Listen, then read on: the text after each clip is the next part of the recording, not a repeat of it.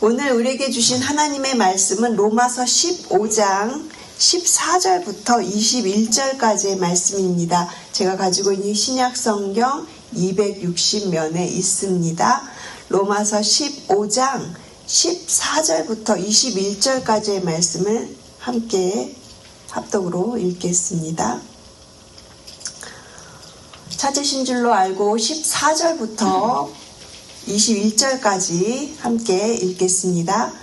내 형제들아, 너희가 스스로 선함이 가득하고 모든 지식이 차서 능히 서로 권하는 자임을 나도 확신하노라. 그러나 내가 너희로 다시 생각나게 하려고 하나님께서 내게 주신 은혜로 말미암아 더욱 담대히 대략 너희에게 썼노니, 이 은혜는 곧 나로 이방인을 위하여 그리스도 예수의 일꾼이 되어 하나님의 복음의 제사장 직분을 하게 하사 이방인을 제물로 드리는 것이 성령 안에서 거룩하게 되어 받으실 만하게 하려 하심이라. 그러므로 내가 그리스도 예수 안에서 하나님의 일에 대하여 자랑하는 것이 있거니와, 그리스도께서 이방인들을 순종하게 하기 위하여 나를 통하여 역사하신 것 외에는 내가 감히 말하지 아니하노라. 그 일은 말과 행위로 표적과 기사의 능력으로 성령의 능력으로 이루어졌으며, 그리하여 내가 예루살렘으로부터 두루 행하여 일루리곤까지 그리스도의 복음을 편만하게 전하였노라.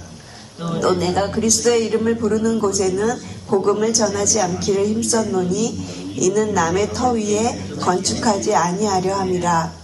기록된 바 주의 소식을 받지 못한 자들이 볼 것이요 듣지 못한 자들이 깨달으리라 함과 같으니라. 아멘.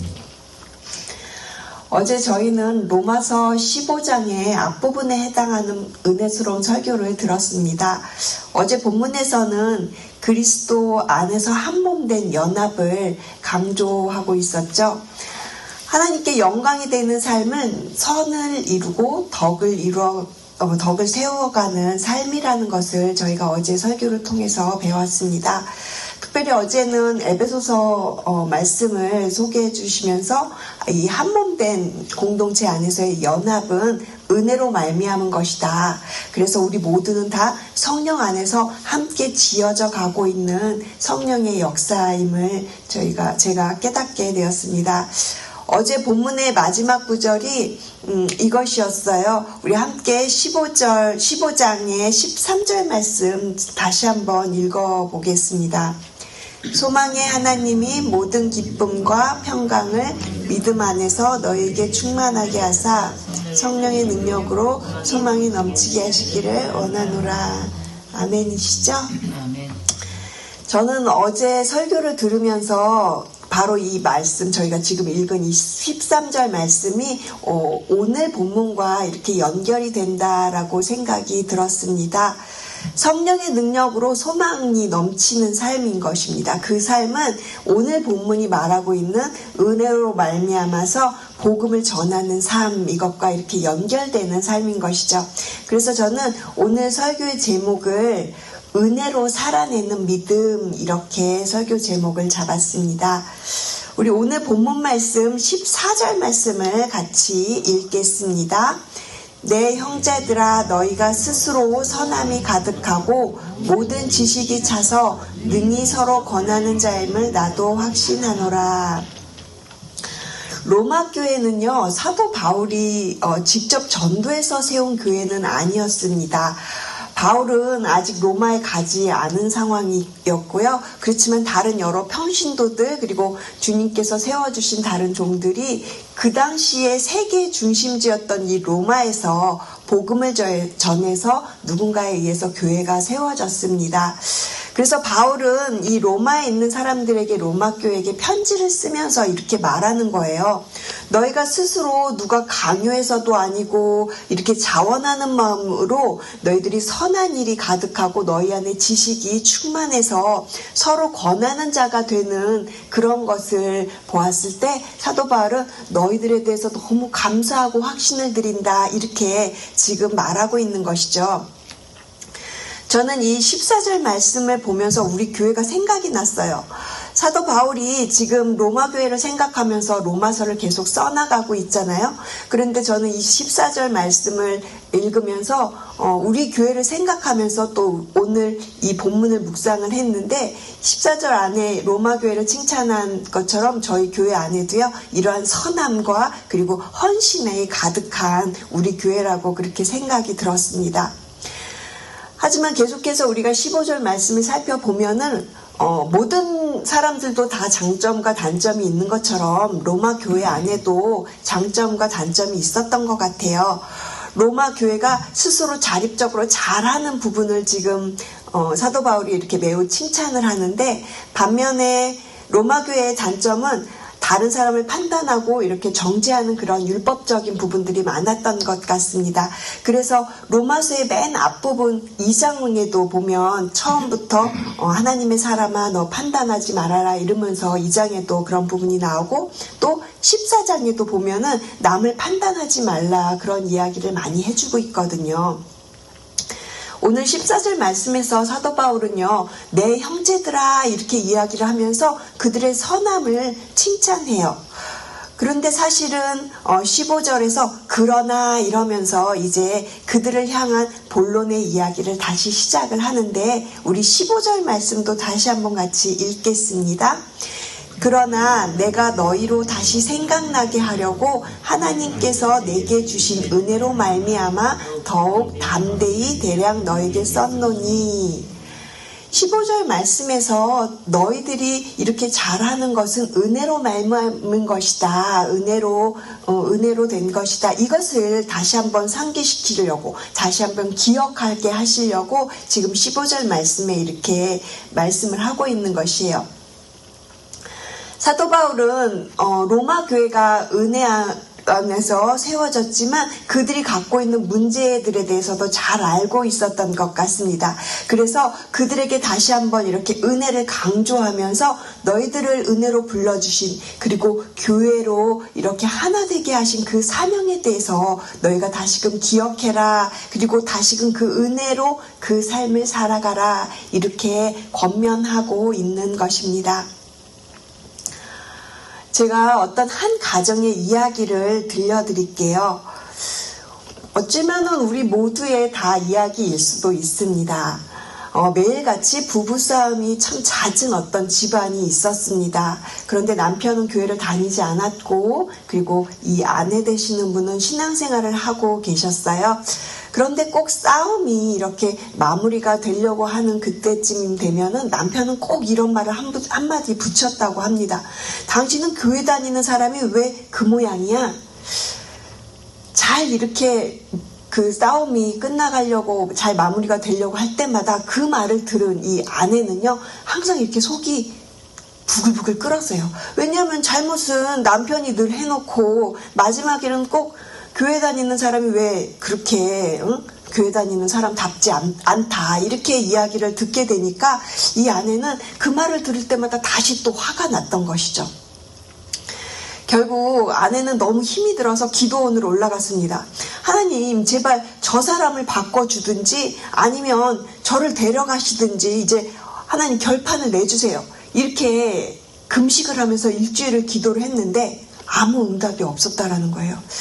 이제 집에는 내려가야 되겠고, 그런데 발걸음이 떨어지지 않으니까 하나님, 제가 지금 이 상태에서 이제 내려가면 저는 잘못한 게 없는데 제가 또 잘못한 것처럼 그렇게 인정하는 모양새가 됩니다.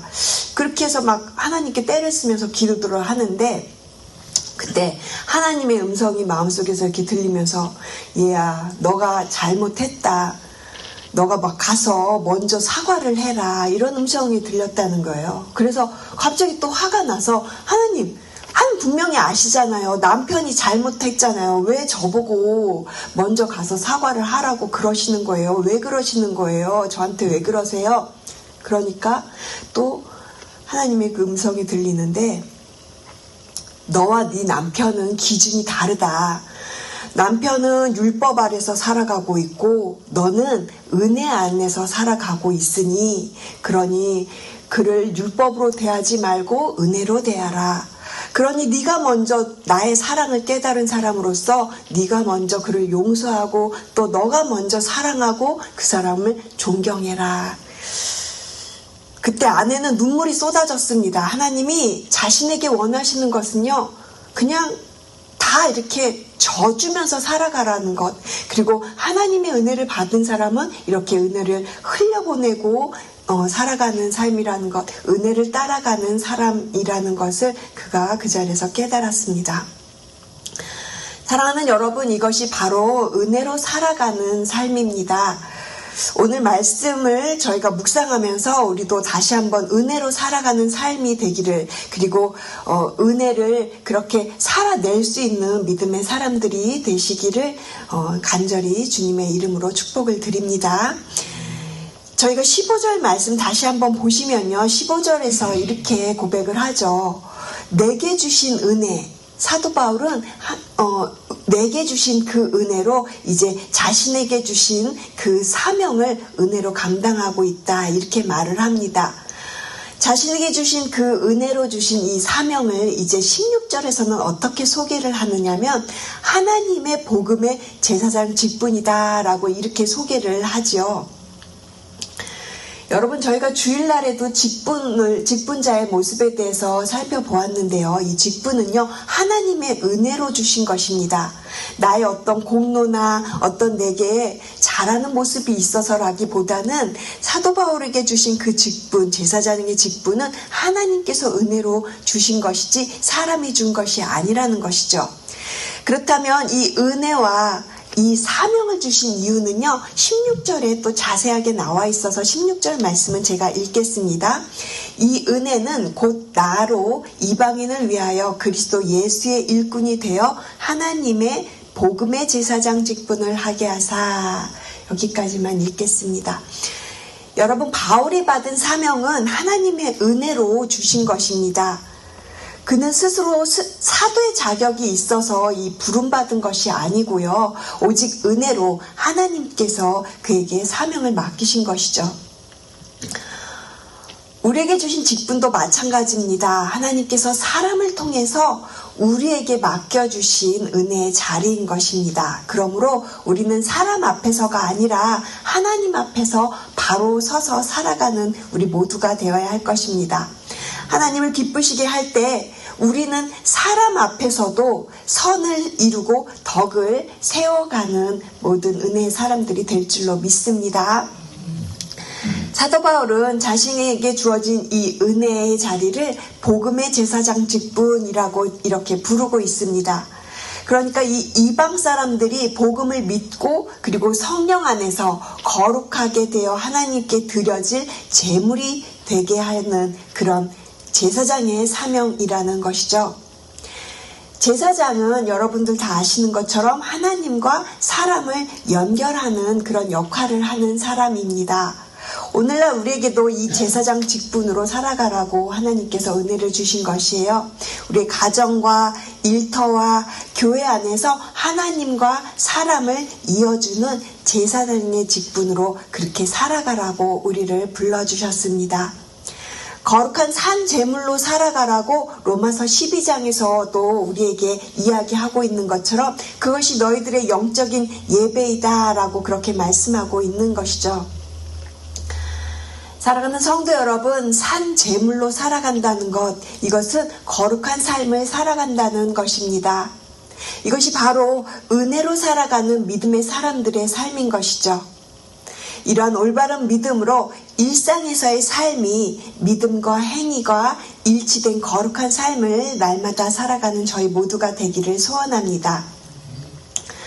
저희가 주일 예배 때 담임 목사님 통해서 디모데전서 말씀을 계속 듣고 있는데요. 저는 이 디모데 말씀과 로마서가 이렇게 같이 오버랩이 되면서 같이 연결이 돼요. 왜냐하면 아마 같은 저자 사도 바울이 써서 그런 것 같아요. 저희가 이번 주에는 직분자의 모습에 대해서 살펴보았고, 그리고 이 직분자의 모습은 교회에서만이 아니라 우리의 모든 일상생활 속에서 예수님을 드러내는 삶이 되어야 된다라고 말씀을 들었습니다.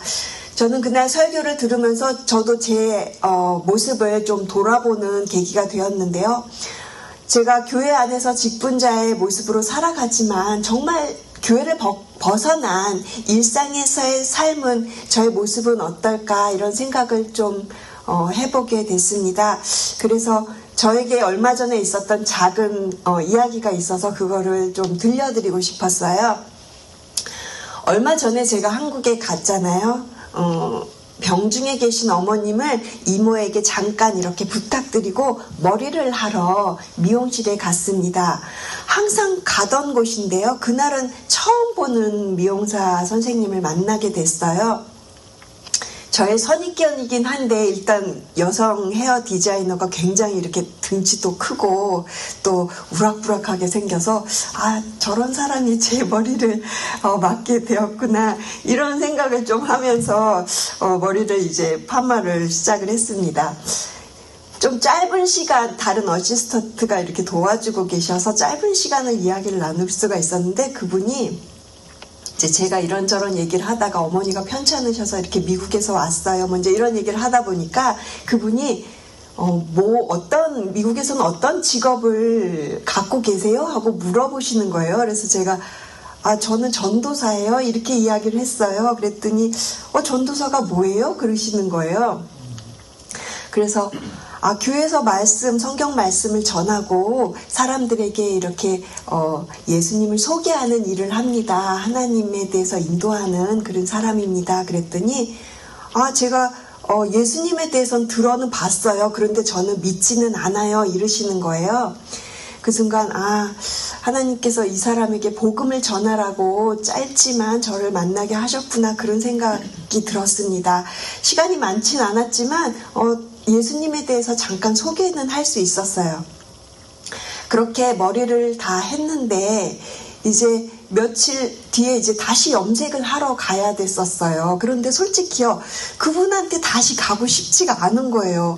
너무 좀 말씀하시는 것도 부정적이고 굉장히 이렇게 믿음에 대해서 굉장히 부정적으로 마음을 닫고 계셨기 때문에 예수님에 대해서 얘기했으니까 하나님 이제 그 사람한테 안 갈래요. 저 다른 사람한테 가고 싶어요 하고서 다른 그 디자이너를 예약을 했는데 계속 마음이 불편한 거예요. 기도하고 이렇게 말씀을 볼 때마다 다시 또 그 사람한테 가야 될 것 같은 거예요. 그래서 결국은 이제 다시 그 사람에게 갔습니다. 그리고는 기다리는 동안에 또 그런 마음속에도 또 그런 생각이 이렇게 드는 거예요. 그 미용사에게 팁을 주라는 거예요. 그래서 제가 기도해서 하나님 이분이 마음에 들지가 않아요. 팁은 마음에 들어서 서비스를 잘하신 분들한테 드리는 건데 저는 솔직히 이분을 만나고 싶지 않은데 억지로 온 것 같은 그런 느낌인데 팁까지 주시라고요?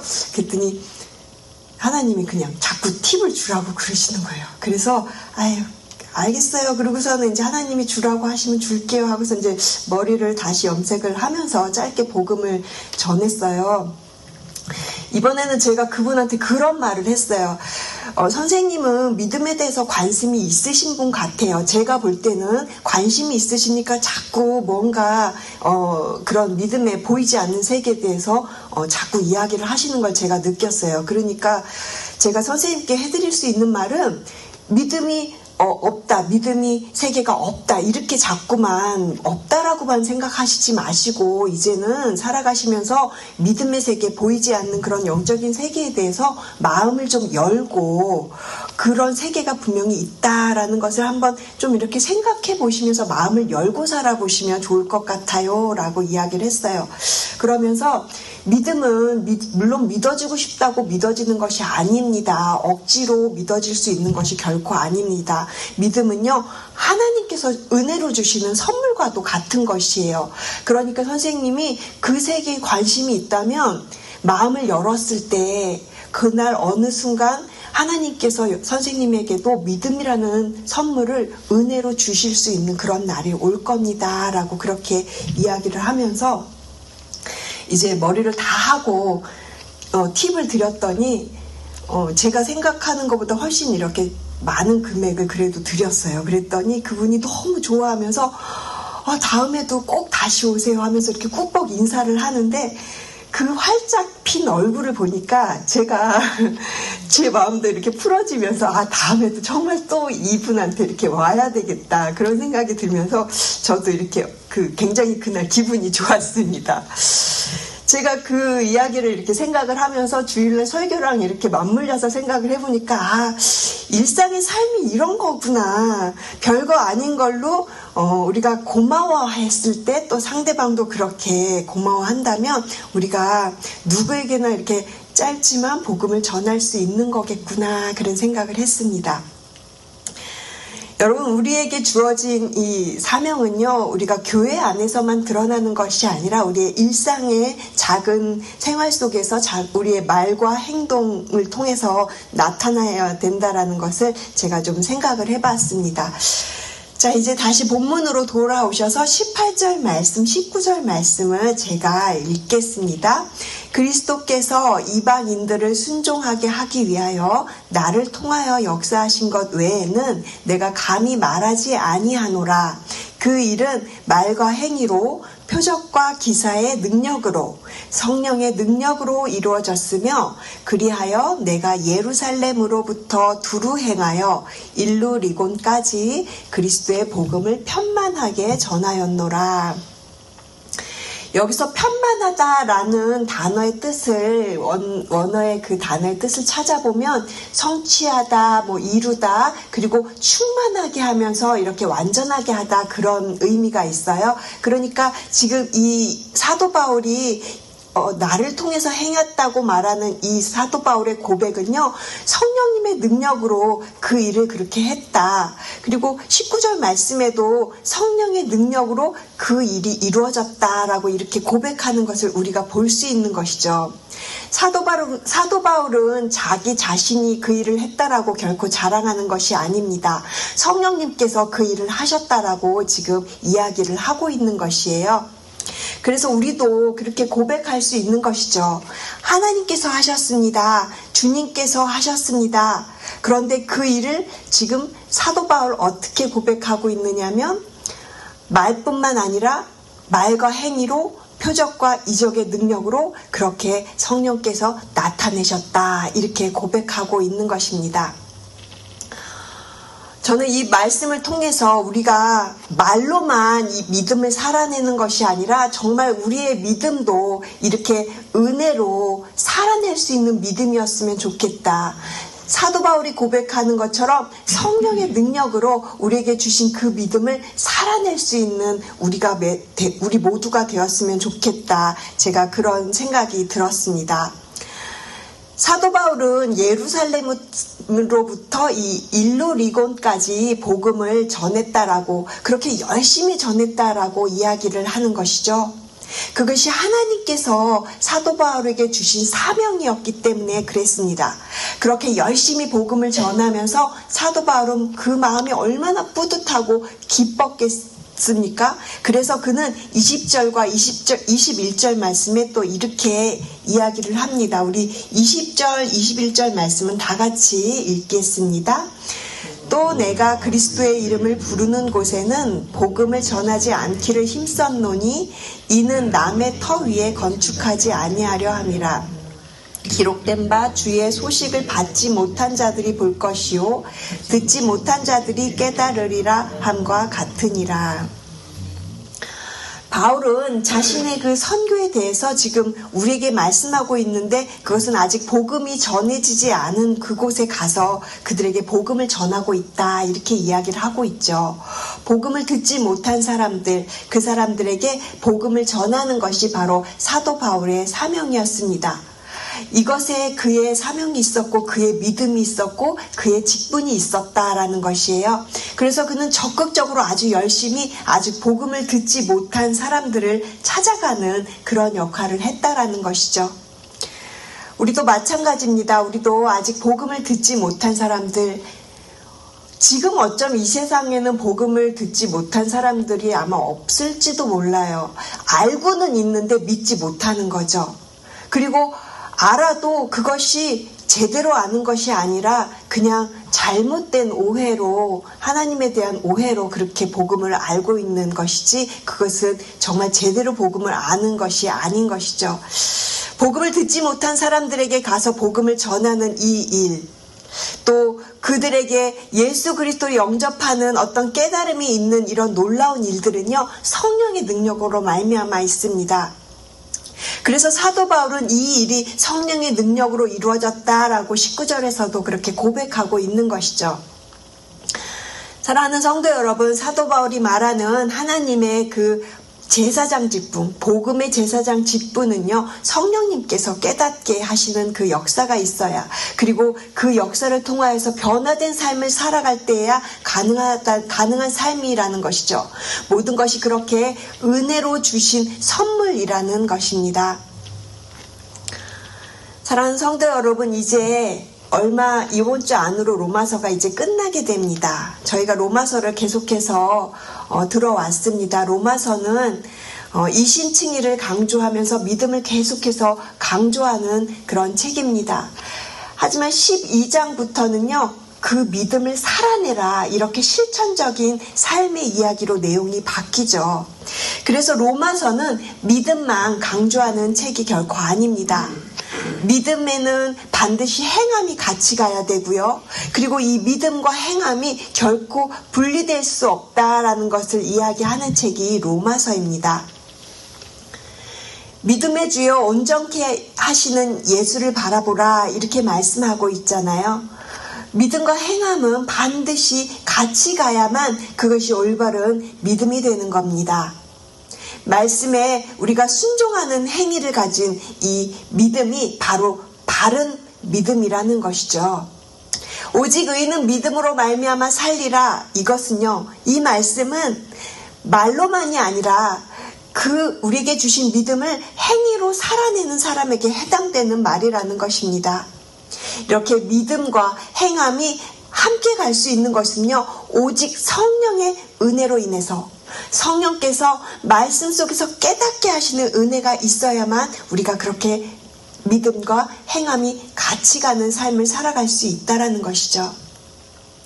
그래서 로마서는 12장부터 실천적인 삶을 이야기하면서 우리에게 예배자, 영적 올바른 예배자가 되라, 이렇게 시작하는 거고요. 그리고 로마서의 맨 끝장인 16장에 가보면 하나님의 사람들, 믿음으로 살아갔던 그 사람들의 이름을 거론하면서 그렇게 로마서는 끝을 맺지요. 믿음을 살아냈던 사람들의 그 이름들, 일상생활 속에서 믿음과 행위를 일치되면서 그렇게 은혜로 믿음을 살아갔던 그 초대교회 사람들의 이야기를 하면서 로마서는 끝을 맺습니다. 은혜로 말미암아 복음을 전하는 삶, 그것은 은혜로 말미암아 십자가의 사랑으로 할 수 있는 것입니다. 우리가 받은 그 은혜를 기억하면서 우리 모두도 그렇게 은혜로 살아가는 것이죠. 그래서 우리 모두는 기도해야 합니다. 어떤 기도를 해야 할까요? 성령 충만을 구하는 기도를 해야 합니다. 성령님께서 우리 모두에게 깨닫는 은혜를 달라고 기도하시고, 우리 모두가 그렇게 변화된 심령으로 살아가게 해달라고 기도하시고, 또 우리 가족들이 그렇게 성령님께서 죄를 깨닫게 해주시고 은혜를 깨닫는 그런 믿음을 허락해달라고 우리 모두가 성령 충만을 구하는 기도를 오늘 하시기를 바랍니다. 교회 안에서뿐만 아니라 가정에서, 일상의 모든 삶에서도 내가 만나는 사람들과의 모든 그 관계들 안에서 그렇게 은혜로 살아가시는 믿음의 사람들이 되시기를 주님의 이름으로 축복을 드립니다. 기도하시겠습니다. 하나님 감사합니다. 우리의 믿음도, 우리의 직분도, 우리에게 주신 모든 것이 다 은혜로 주신 선물임을 고백합니다.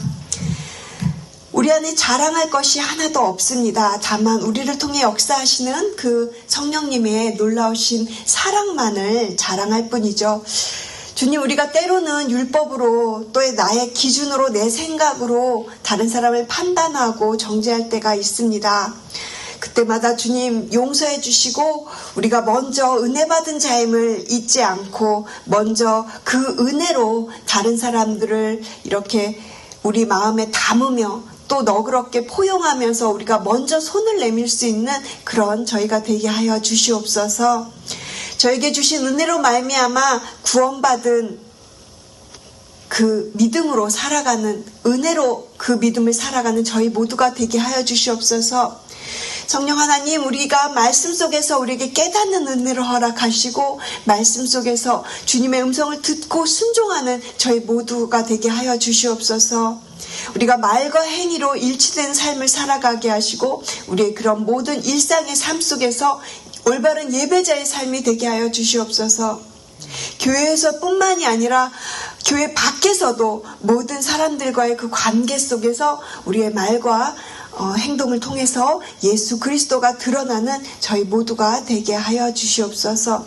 오늘 하루도 그렇게 은혜 안에서 살아가면서 나를 통해서 행하시는 그 모든 삶 가운데 예수님만 드러나고 하나님께 영광 돌리는 오늘 한날이 되게 하여 주시옵소서. 감사드리며 이 모든 말씀 살아계신 예수 그리스도의 이름으로 기도합니다. 아멘.